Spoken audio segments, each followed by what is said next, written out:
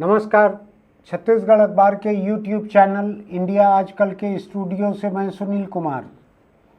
Parliament की एक committee है, अलग अलग मंत्रालयों के लिए अलग अलग कमेटियां बनती है, सलाहकार समितियां। ऐसी ही एक कमेटी जो कि कर्मचारियों के, अधिकारियों के सेवा शर्तों वगैरह को देखती है, उसने एक रिपोर्ट दी है।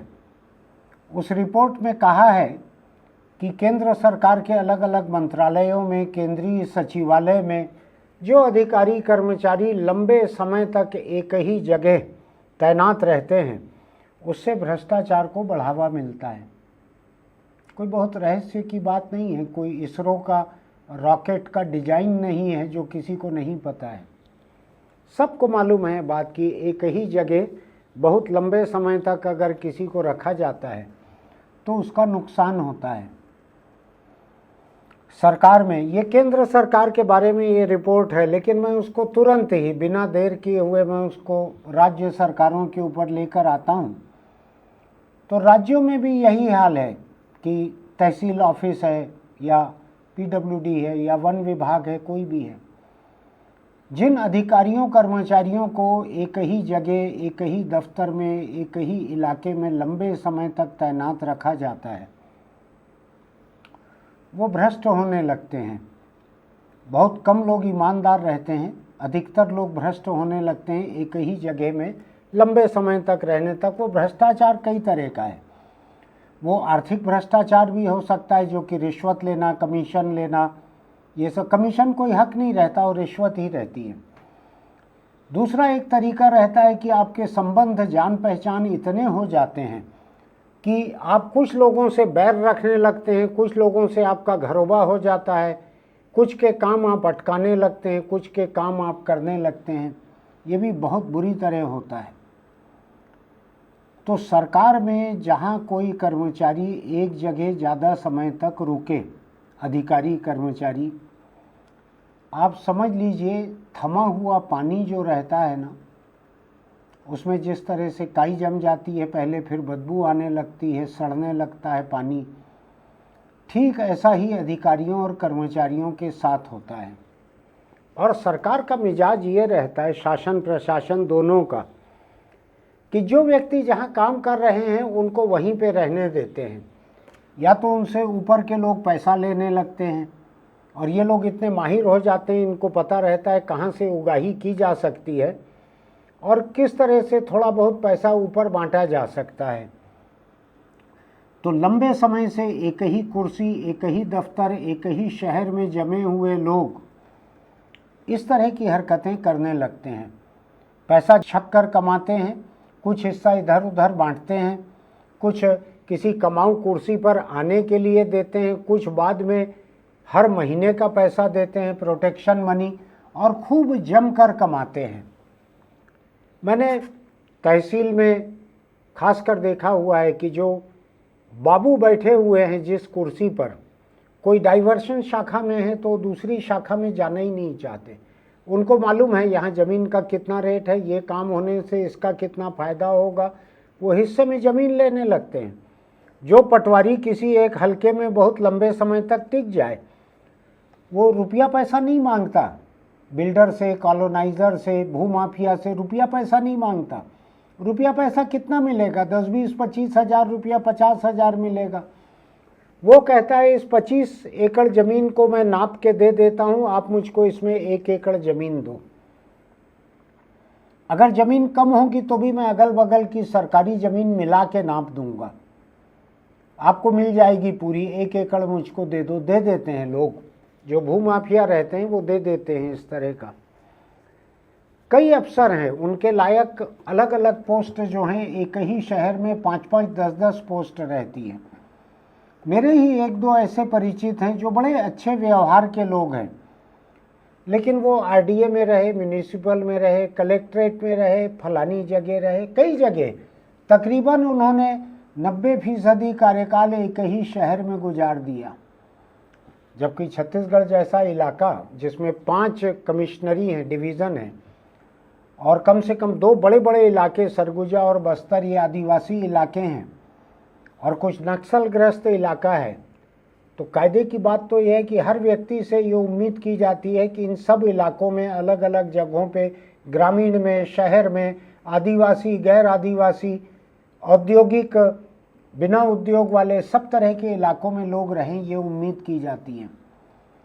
लेकिन लोग जो हैं, जिस तरह से किसी सूखे पीपल पर भूत के टंग जाने की बात होती है, मैं हालांकि मानता नहीं हूँ भूत वगैरह को, लेकिन जिस तरह भूत जो हैं एक पेड़ को छांट के उस पर जम जाते हैं, धुनी जमा लेते हैं वहाँ पर, रमा लेते हैं वहाँ पर, ऐसी चर्चा रहती है।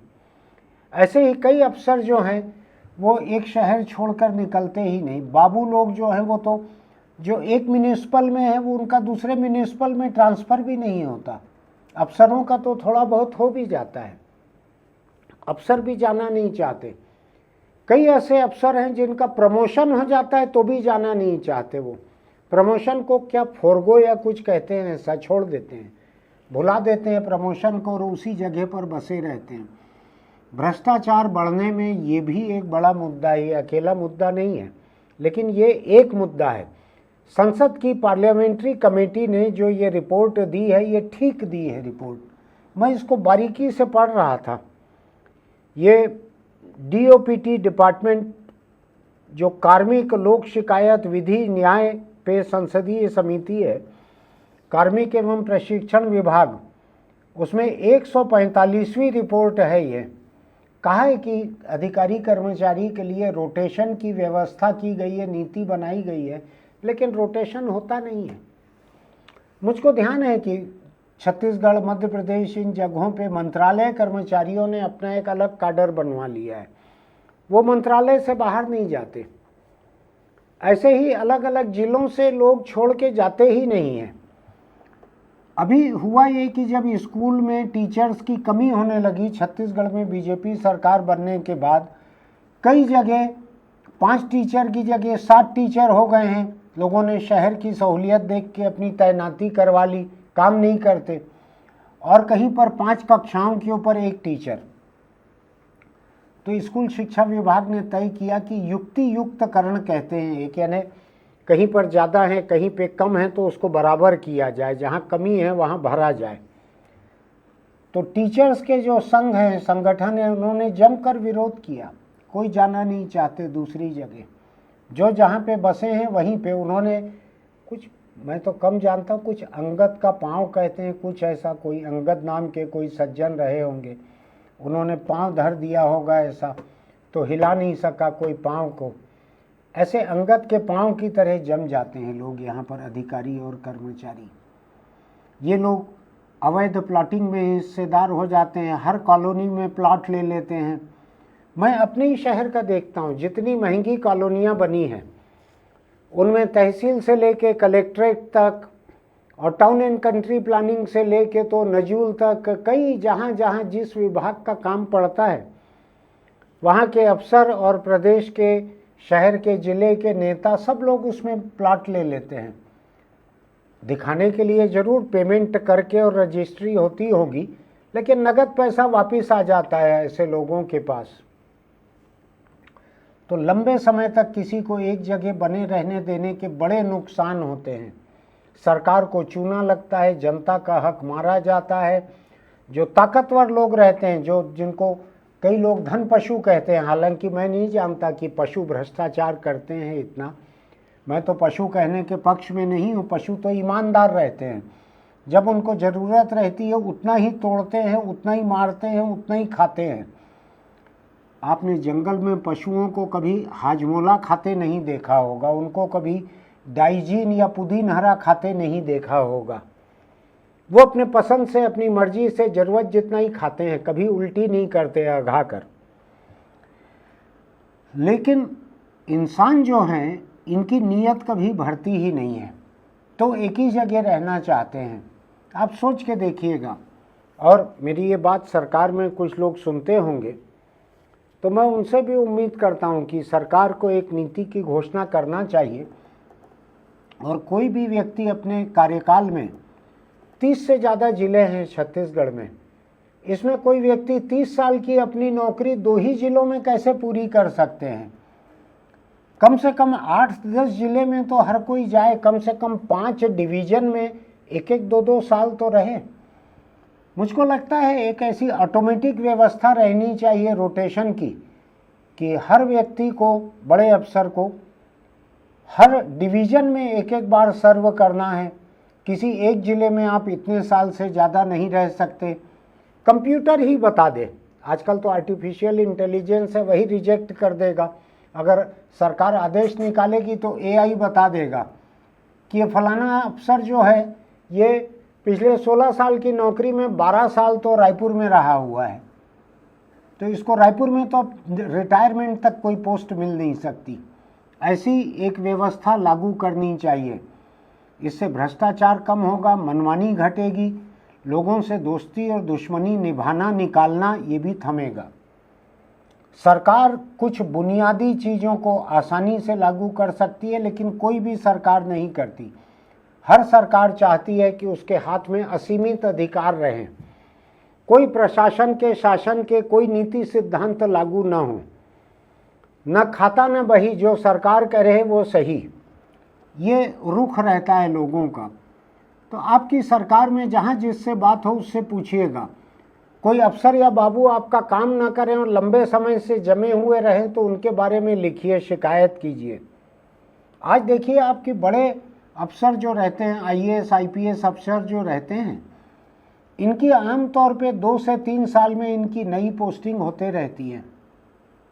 तो एक जगह पे जड़ें इतनी मजबूत नहीं जमा पाते ये कि वहाँ पे बड़े पैमाने पर भ्रष्टाचार करें। ये एक अलग बात है कि आजकल तो जो प्रोबेशनर रहते हैं, जो ऑल इंडिया सर्विसेज के प्रशिक्षणार्थी यहाँ रहते हैं आए हुए, उसी लेवल से शुरू हो जाता है करप्शन, प्रशिक्षण के दौरान ही शुरू हो जाता है। सोच के देखना चाहिए सरकार को ये कैसे घटे करप्शन। अब पार्लियामेंट की, देश की एक कमेटी ने कह दिया है, सबसे बड़ी कमेटी ने, कि एक जगह ज़्यादा समय तक नहीं रहने देना चाहिए। मुझको लगता है कि हर राज्य सरकार को भी इस पे अमल करना चाहिए। आप भी सोच के देखिएगा आपको इस बारे में क्या लगता है। आपको अगर हमारी ये बातचीत ठीक लगती है, आपको लगता है हम जिंदगी के असल मुद्दों पर बात करते हैं, तो हमारे YouTube चैनल इंडिया आजकल को लाइक कीजिएगा, सब्सक्राइब कीजिएगा, नोटिफिकेशन की बटन दबाइएगा, कमेंट कीजिएगा, दोस्तों के बीच इसका लिंक बांटिएगा। जब जन जागरण होता है, लोगों में जागरूकता आती है, तो सरकार को उनकी बात सुननी पड़ती है। जो कोई अफसर, बाबू, कर्मचारी लंबे समय तक एक जगह पर रहें, उनके बारे में लिखिए खुलकर। फिर मिलेंगे। चलते चलते एक बहुत छोटी सी सलाह। आज ही की एक रिपोर्ट है मेरे पास में कि पूरी दुनिया में खराब ड्राइविंग के लिए हिंदुस्तान 5वें नंबर पर है। हिंदुस्तान 5वें नंबर पर है। मेरे ख्याल से खराब ड्राइविंग अकेली चीज़ है जिसमें हिंदुस्तान 5वें नंबर पर है।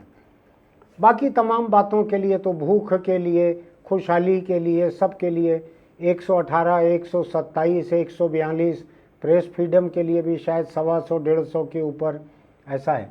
खराब ड्राइविंग के लिए दुनिया में 5वें नंबर पर है हिंदुस्तान। इसलिए मैं आपसे कह रहा हूँ, दुपहियों पर चलें तो हेलमेट लगा कर रखिए, कारों में चलें तो सीट बेल्ट लगा कर रखिए। किसी हादसे की हालत में इन दोनों से आपकी ज़िंदगी बचने की संभावना बढ़ जाती है। दारू पीकर या कोई भी नशा करके मत चलाएं गाड़ी। नींद आती हो तो मत चलाएं गाड़ी। सड़क पर दूसरों की ज़िंदगी भी है। अपनी लापरवाही से आप तो जान दे देंगे अपनी, दूसरों को मत मारिए। तो फिलहाल हेलमेट और सीट बेल्ट का ध्यान रखिए। फिर मिलेंगे।